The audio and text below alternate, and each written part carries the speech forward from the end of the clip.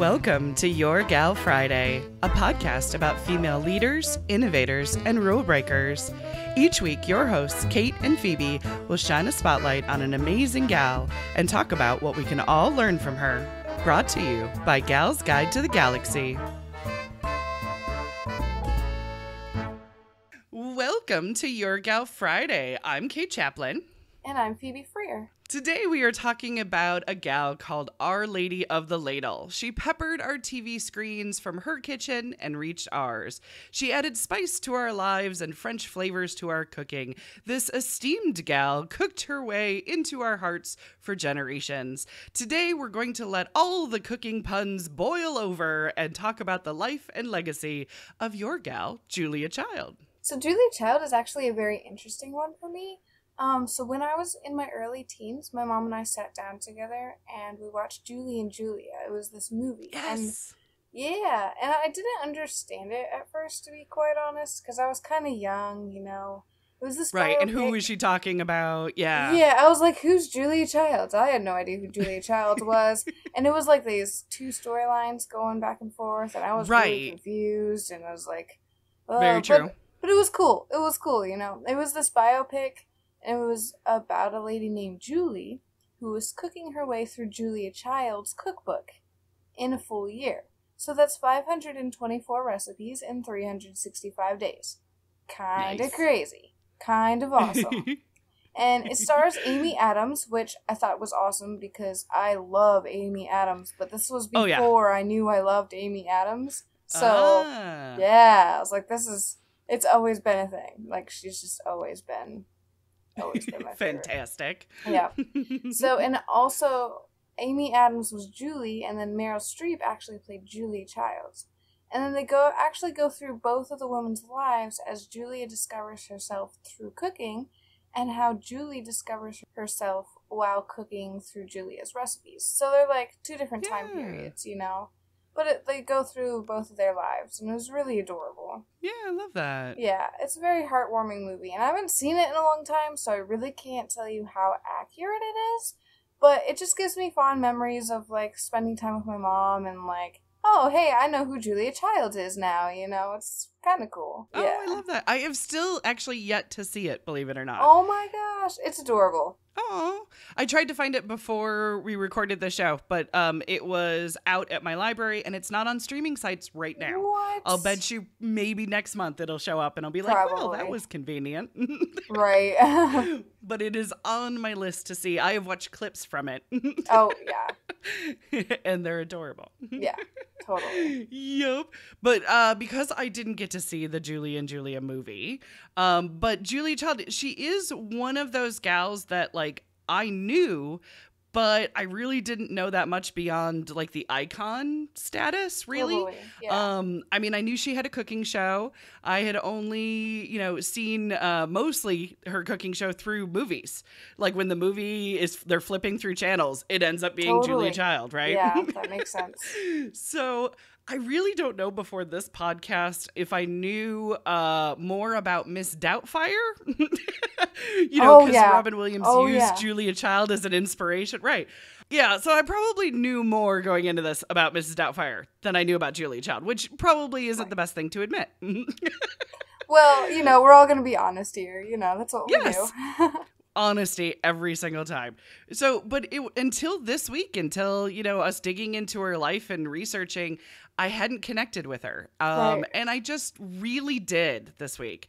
I adore her for so many reasons, and I have a feeling we're going to get into all of them. Totally. So let's get into her life, shall we? So where did Julia grow up? So Julia Child was born in Pasadena, California. And she was born as Julia Carolyn McWilliams. And her mother was Julia Carolyn Weston, and her father was John McWilliams Jr.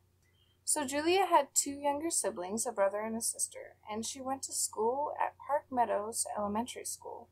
And then she went to Catherine Branson School in Ross, California, which was actually a boarding school, and it was her first experience at a boarding school. And big change of pace. Yeah. So, Julia was actually known to be incredibly tall. If you've seen a movie or anything like that, you would... Mm-hmm. Yeah, they accentuate that. She was 6 foot tall. Wow. Yeah, she grew to be 6'2", which is actually tall for anyone, really. Much less a woman, But she actually did play sports growing up, which included like tennis and golf and basketball. And then she even played sports in college when she went to Smith College, and there she graduated in 1934. But even through all this, Julia still didn't know what her passion was yet. She didn't find cooking yet.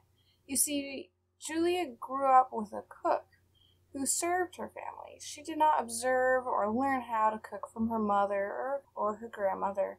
Like we typically do. That's how I learned how to cook, She wasn't exposed to it, really, yeah. But she did like to eat, Nice. Priorities. Yeah. Right? Who doesn't love to eat? But she really loved to eat. She made a sport out of it, which is awesome. Nice. She said once that she thought it was better to eat as much as she could at each meal, which is very interesting. Well, she's big. She's got to maintain a lot of calories for that 6'2" frame. Yeah. Totally. She was very tall. She was hungry all the time. It makes sense, actually. Mm-hmm. So after Julia graduated from college, she actually moved to New York City, where she worked as a copywriter for the advertising department of W&J Sloan. So, Kate, what else did Julia do before she found her love for cooking? Well, she volunteered at the American Red Cross and also the Aircraft Warning Services in California. She was awaiting her application approval from the War Department. Now, Julia's first choice was actually to enlist in the Women's Army Corps, but she was too tall. How can you be too tall? Wait. What? She was too tall for the requirements for the Women's Army Corps. Can you believe that? No, I don't believe that. Wait a minute here. I know, that doesn't seem exactly. Right. So you have to be this height of 5'4" and 5'11". Something like that. What? Yeah. What? Right. I know. There's a minimum and a maximum? That's very strange. It was very strange. But you know what? It's not like she wanted to be a rockette. Come on, guys. Right, exactly. Yeah, no. This was, being able to serve her country. Wow. Wow. I'm actually starting to wonder if it was not serendipitous, which is quite possible too when weird things like that actually happen, right? Yeah. So she started at the Office of War Info in Washington, D.C. Julia started as a senior typist, where she, in her own words, quote, typed 10,000 little white cards. She typed up personal contact information about the chain of command. Now, she seemed really bored with this, and she put in a transfer to the OSS. Now, the OSS is actually a precursor to the CIA. It's what the CIA became. It was established in 1942. It did research. It analyzed special operations that the FBI, the Army, or the Navy wasn't already assigned to. It's basically a catch-all kind of place during the war. So Julia moved up from senior typist to senior clerk in the emergency rescue department. There she worked on a committee that researched creating a shark repellent. Now, in the midst of World War II, with numerous reports coming in of shark attacks to Navy officers and also equipment, there was a repellent was needed, not only for safety, but actually to boost morale, because apparently sailors were even worried about getting into the water or anything that would get them in the water because of sharks. They were starting to really freak out about That's crazy. Yeah. So with an interview with Betty McIntosh in her book Sisterhood of Spies, Julia Child actually said this about her time with the shark repellent and the ERD. She said, "I must say we had lots of fun. We designed rescue kits and other agent paraphernalia." So the CIA actually has an article about Julia Child's time in the OSS, and it also lists up the recipe for the shark repellent that they designed. And it said that they tried over 100 different substances, including common poisons, and the researchers found several promising possibilities. They use extracts from decayed shark meat acetate because it would smell like a dead shark. Therefore, healthy sharks would stay away. Right. Also, acids and copper salts as well. So after a year of field tests, the most effective one was actually copper acetate. But upon testing it, they saw that it was effective with sharks, but not with other life-threatening animals such as barracudas and piranhas. Those were also a big problem. Right. So the team actually mixed together with black dye, and they made these disc-shaped cakes, basically. And these cakes, they smelled like a dead shark when they were released in water, and they released the black ink, and they kept sharks away for 6 or 7 hours. Wow. Now, the cakes could be attached to a life jacket, to a belt, or even somebody's arm to keep them safe while they're marooned.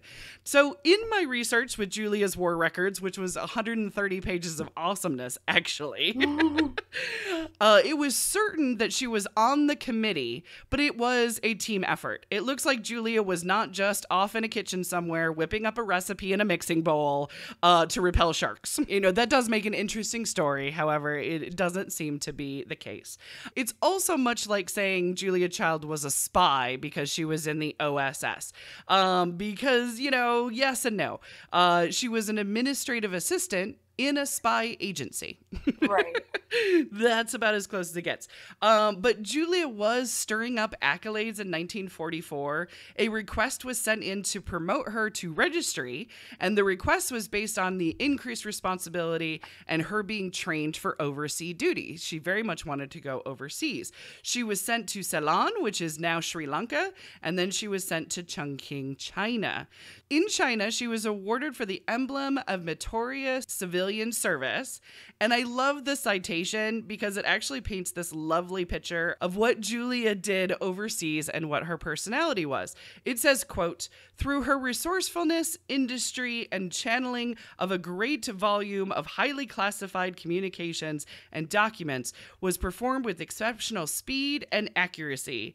This, in addition to being an accurate filing system devised and set up by Miss McWilliams, facilitated the efficient functioning of all branches of the agency. Her drive and inherent cheerfulness, despite the long hours of tedious work, serves as a spur to great effort for those working with her. Her achievements reflect great credit upon herself and the armed forces of the United States." I think they liked her. It It's sounds probably the like nicest thing a military person would say to another military person. Yeah, that was really nice. That's impressive. Instead of "she did work, it was good, no one died." You know what I mean? Yeah, totally. It's like, no, they were very eloquent with that praise. That was awesome. I know, right? So while she was stationed in Ceylon and again in China, Julia met fellow OSS employee Paul Child, which I'm going to have Phoebe talk about in a second. Totally. Now, when the war was over, the OSS was liquidated. It was only designed to exist during the war. So her last day, according to her war records, was December 7th, 1946. Aww. So how did she get started with the cooking part of her life? As we said earlier, Julia didn't even learn how to cook when she was a child, but she did learn when she met Paul Child, and he actually later became her husband, which is pretty cool. Yes. So because Paul grew up in a family very interested in food, Julia started to learn how much she liked cooking. So Paul was a New Jersey native who had lived in Paris as an artist and a poet, which is kind of romantic, actually. Yeah, absolutely. And he was known for his sophisticated palate. Paul joined the United States Foreign Service, and in 1948, him and Julia moved to Paris, where he was assigned. While they were in Paris, they of course ate at many restaurants known for its cuisine. And Julia often recalled her first meal at Rouen as a culinary revelation. Once she described the meal as, quote, "an opening of the soul and the spirit for me."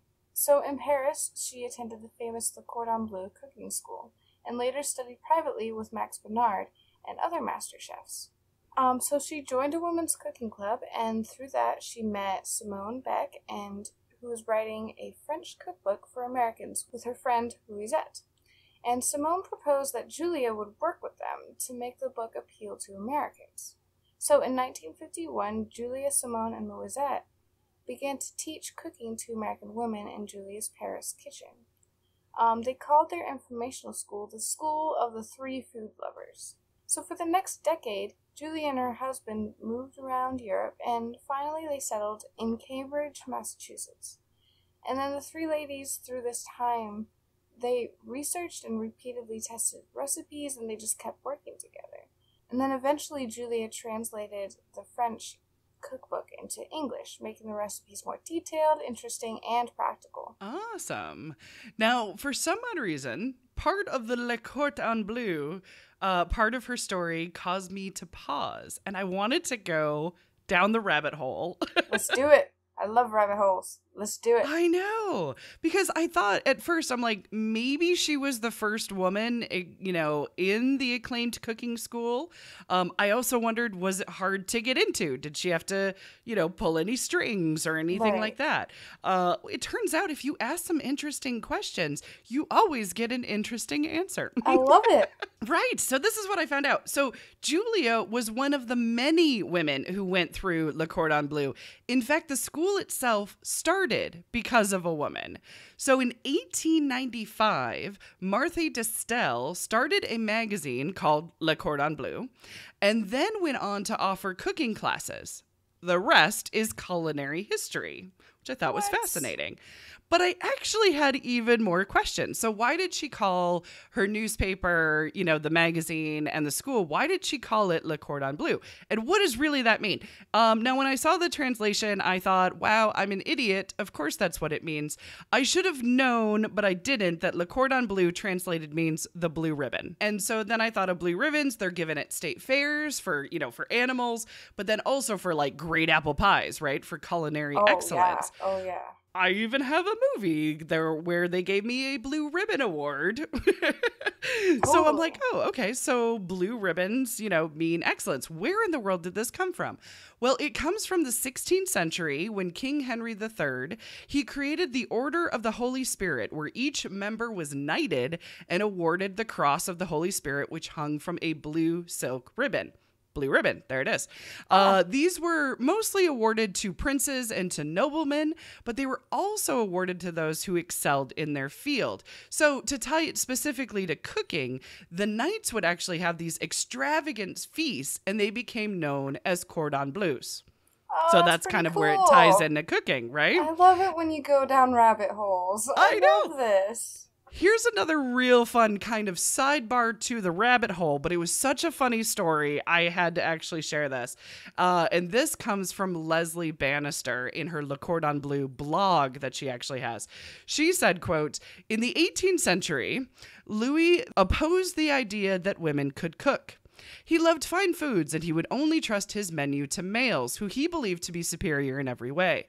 This attitude upset one of Louis's mistresses, Madame de Berry, so she invited him to supper and made him the best cuisinier, which is a French cook, in France. So Louis was delighted by the fare and asked, 'Who is this new cuisinier of yours? He must join the royal household.' So Madame du Barry replied, 'It is not a cuisinier, but a cuisinière, and I demand a worthy recompense for both her and your majesty. I cannot accept less than a cordon bleu for her.' At this point, the cordon bleu was an honor only disposed upon anyone who excelled in their field, but it usually applied to cookery. Sadly, the cheeky mistress went to the guillotine in 1793, but fortunately her ideas about women as great chefs did not die with her." Wow. Interesting, isn't it? Crazy. Wow. Had to share that one. So back to Julia. So like Phoebe said, Julia attended Le Cordon Bleu in 1950. Now she used her GI Bill actually to get in, to pay for it. Oh, that makes sense. She took the professional course, which was actually in the basement. The regular, more expensive class was actually upstairs. So she was actually really disliked by her school director. But Julia rose quickly through the ranks and became the top of the class and became a protege to Chef Max Bernard. So when it came time to take the exam, though, Julia said this in her book, My Life in France. And I thought it really related to all of us who have ever had to take a test. Mm. There were no questions about complicated dishes or sauces, no discussion on the techniques and the methods I used. Instead, they wanted me to memorize basic recipes taken from the Cordon Bleu booklet, a publication written for beginner cooks that I had hardly bothered to look at. This exam was far too simple for somebody who had devoted 6 months of hard work to cooking at school, not to mention the countless hours of her own time in the markets and behind the stove. My disgruntlement was supreme, my amour propre enraged, my bile overboiling. Worst of all, it was my own fault. I despaired that the school would ever deign to grant me a certificate.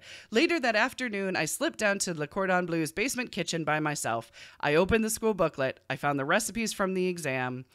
I whipped them all up in a cold, clean fury, and I ate them. Oh my gosh, I love her so much. Isn't that great? And Julia, after doing that and convincing to take the test again, she earned her Diplôme de Cuisine in 1951. Yeah, Yay! The rabbit hole of Le Cordon Bleu. I do love it. That was the best. We know so much about her from her cooking show.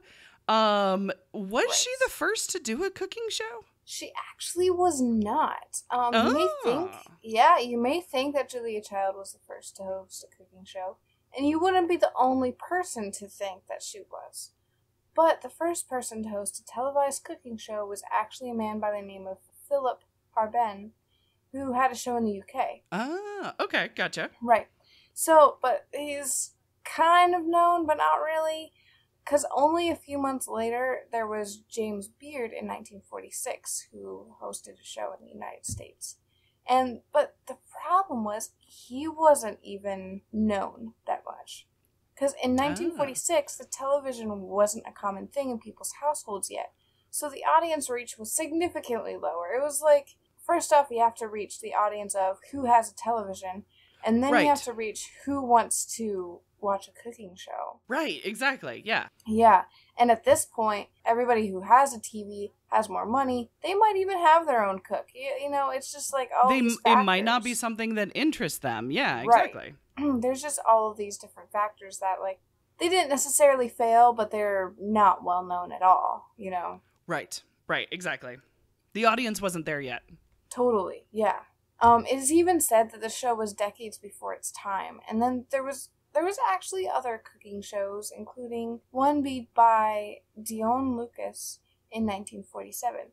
And she was actually the first woman to host a TV cooking show. Ah, very cool. Awesome. Yep. So in one of her more memorable episodes, Dionne attempted to demonstrate a chocolate souffle for her audience. And she prepared the batter that took fresh and already made souffle out of the oven to show off her creation. The unfortunate thing, though, is an electrician had actually unplugged the oven on set, and the souffle was stone cold. Oh. So she was unable to do anything except for to continue to chat about the souffle's glamorous appearance as chocolate and egg whites dissolved into a puddle. And, yeah, the thing is that it's live television, you know, nothing was edited at this point, you know, so you just kind of had to make do with what you got, you know? Right, exactly. But I thought that was an adorable story. It's like, it shows you, like, you know, the reality of it all. Like, no, this is what they had to do, and the technology of the time, totally, it was still and it's new. So fascinating because, like, that's still kind of what they do, you know? They put the new one in the oven. It hasn't really been in that oven for 5 hours. They just put it there so they can pull it out again. You know, it's like the same concepts. Exactly. Oh, how we learn. Oh, yes. Do not unplug. Oh, my gosh. Note to self, don't unplug anything on set. Right, exactly. Always. Always. So there was actually another show by Joseph Miliani in 1949, and then there's this big gap until 1963, where Julia Child starts her French chef show. Oh, awesome. She actually got her TV show after appearing on a Boston book review show where she cooked an omelet, and they were pretty impressed, and they were like, you know what? Why don't you do a TV show? Right. So, and Julia was known for showcasing how easy and inexpensive it was to cook French food at home, which at the time Americans viewed French food as expensive restaurant food. which was not Right. attainable or, you know, not within reach of Do it parents. yourself at all. Yeah. Yeah, totally, totally. Her show actually helped boost the popularity of French food in America, and she showed the people the power of cooking on television. And Julia Child was doing her own show at a good time. In 1963, there was significantly larger amount of people with televisions. There's a bigger audience to choose from. Right. Which would explain why most people think that she was, quote, the first, because she was really the first that hit that broader audience. Like, the ones before her really just did not hit the majority of people. But once she... Didn't hit mainstream, yeah. Totally, yeah. And once she hit the market, then she kind of hit it at its peak time, you know? That is perfect. Serendipitous, again, I think. Yeah, totally. She actually won the first Emmy for an educational show, and it was the first show to be closed captioned, which is pretty awesome. Oh, very cool. Yeah. So Julia actually had a large impact on American households and housewives. Because of the technology in the 60s, the show was unedited, and her blunders appeared just like the one before her, just like the mistakes. Her mistakes were there. She couldn't edit them out. And, you know, it ultimately led to, like, authenticity and approachability to television. Right. So, according to Toby Miller, one mother he spoke to said that sometimes all that stood between me and insanity was a hearty Julia Child, because of Julia's ability to soothe and transport herself. Julia's show actually began before the feminist movement in the 1960s, which meant that the issues of housewives and women faced were somewhat ignored on television, but Julia actually gave them a voice and a reassurance to themselves that, hey, you are heard, I'm here, we're doing this. It wasn't the peak of it yet, you know, she wasn't, like, fighting the good fight, so to speak, but she was still there. She was still, like, a pioneer. Julia published 18 books in her life. It started with Mastering the Art of French Cooking in 1961 with Simone and Louisette. All but one of Julia Child's book was a cookbook. The My Life in France was published after her death. She was actually working on it for the last 8 months of her life with her husband's grandnephew. They were compiling stories, and they had a focus on three things that Julia really loved. They were Paul, France, and cooking. Those are the three things that they concentrated on in her book. That's so adorable. Isn't that? I mean, it seems simple, but at the same time, it's like, nope, that sounds about right. No, that does. It does. Oh my gosh. That is the book that the movie, Julie and Julia, is based on, as well as Julia Powell's. First, it was a blog, and then it was a book, which was also published after Julia Child's death. Now, Julia also had videotapes, and then later DVDs came out. There was The Way to Cook, which was a 6-hour series that was direct-to-home video, and of course, later DVD. I did watch a small clip of her on the David Letterman show, where she was explaining that you can bring your small television into your kitchen to cook along with her. Aww. It was very cute. At a time and age when we have, you know, basically a movie or a episode on our phone, and we bring that into our kitchen. The idea is she was assuring people, you can bring your TV and plug it in the kitchen. That's adorable. It was super cute. But there are 8 DVDs available that range from the TV show The French Chef all the way to her final show, which was Baking with Julia. It was a TV special that aired in the year 2000. So I'm assuming she won lots of awards, Phoebe. You were digging into that. Yeah, so Julia Child actually collected many awards in her life. Right. And it's kind of crazy, actually, how many things she won. And honestly, I kind of think that they speak for themselves, so I'm just going to tell you what they were. Perfect. In 1965, she won the Peabody Award for The French Chef. In 1966, she got an Emmy for achievements in educational television, Individuals for The French Chef. In 1980, the U.S. National Book Award for Current Interest for Julia Child and More Company. She got the James Beard Award for Best Culinary Video. In 1995, Julia and Jacques Moore Cooking in Concert, National Book Award for Current Interest. Nice. In 1996, In Julia's Kitchen with Master Chefs. In 1980, Julia Child and Moore Company, James Beard Award for Best National Television Cooking Show. In 1996, in 1997, and in 2001, she got an award, Julia and Jax, for Cooking at Home, Baking with Julia, Cooking with Master Chefs, hosted by Julia Child. And they got the James Beard Award for General Cooking. So in 2000, Julia and Jax Cooking at Home, the James Beard Award, of course, for chefs and restaurants. The Presidential Medal of Freedom in 2003. And then on top of all of that, Julia Child has a rose named after her. Oh. Yeah, it is known in the UK as the Absolutely Fabulous Rose. And it is a golden butter / gold rose named after Julia Child.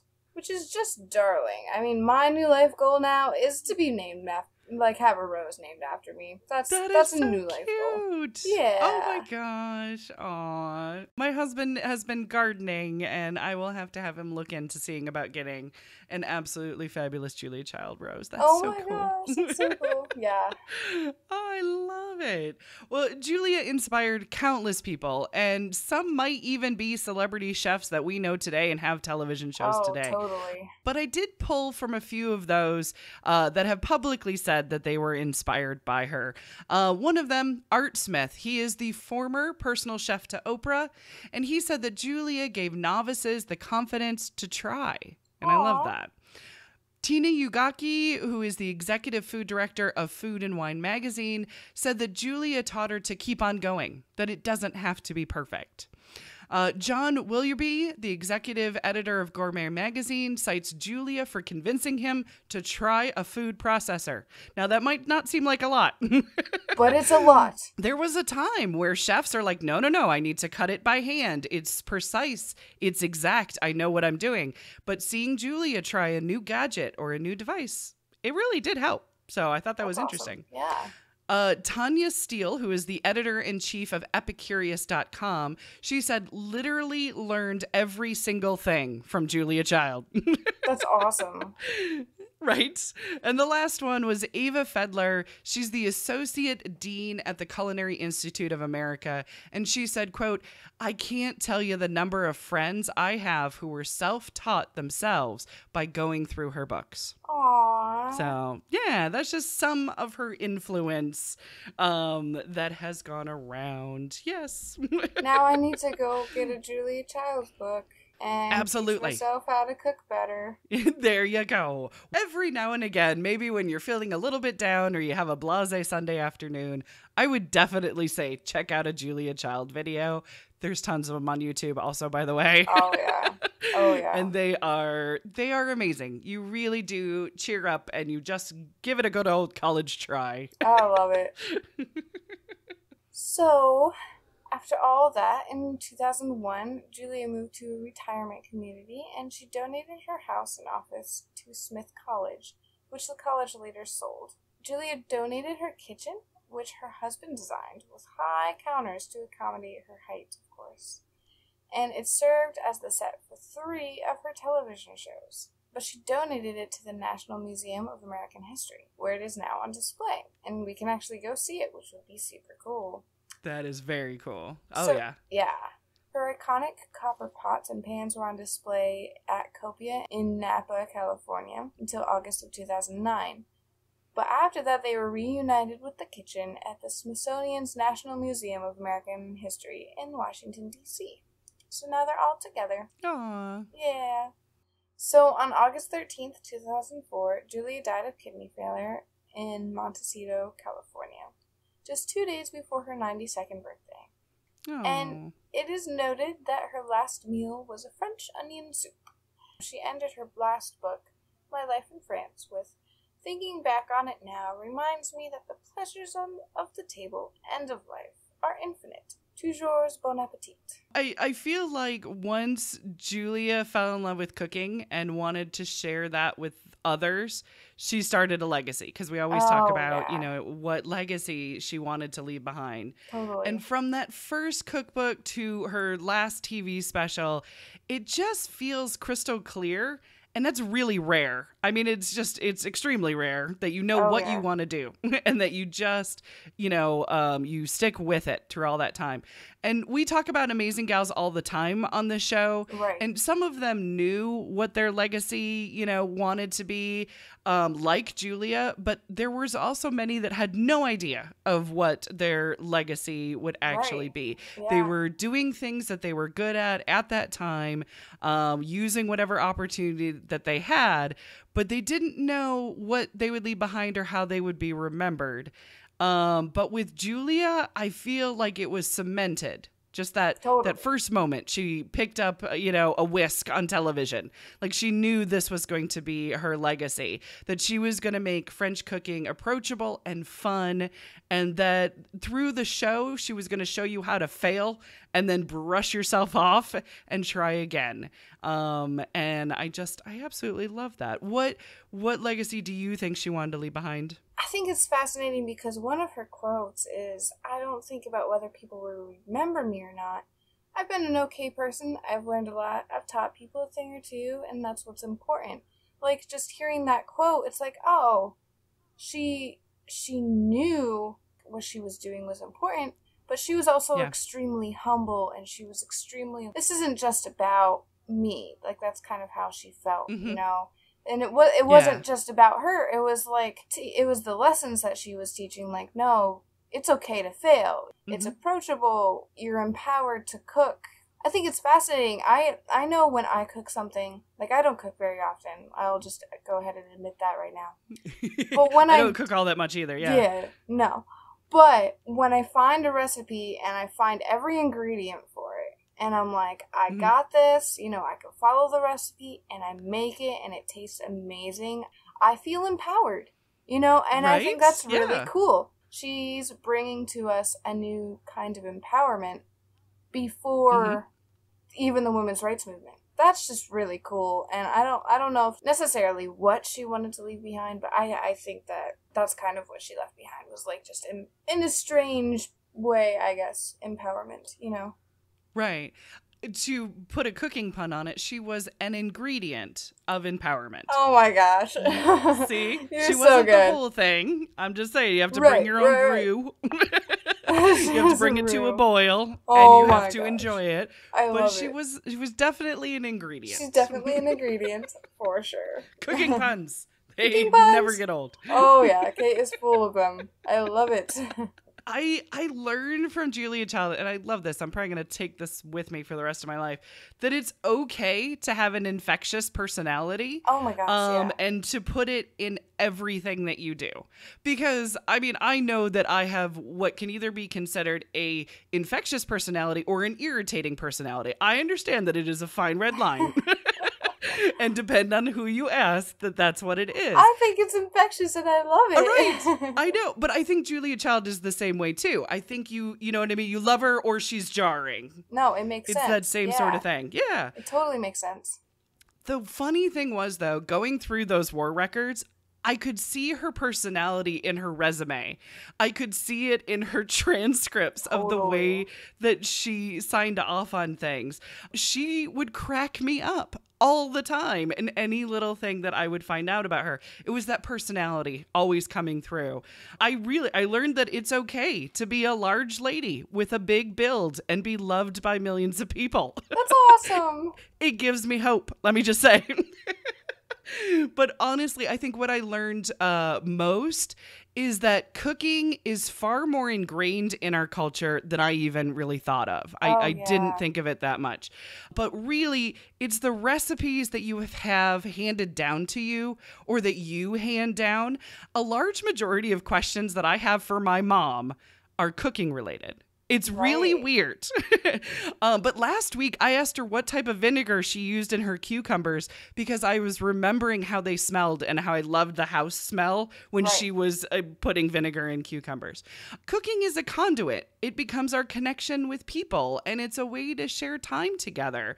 It's also a way to show our love for one another. I'm giving you sustenance. It should be tasty. Oh, yeah.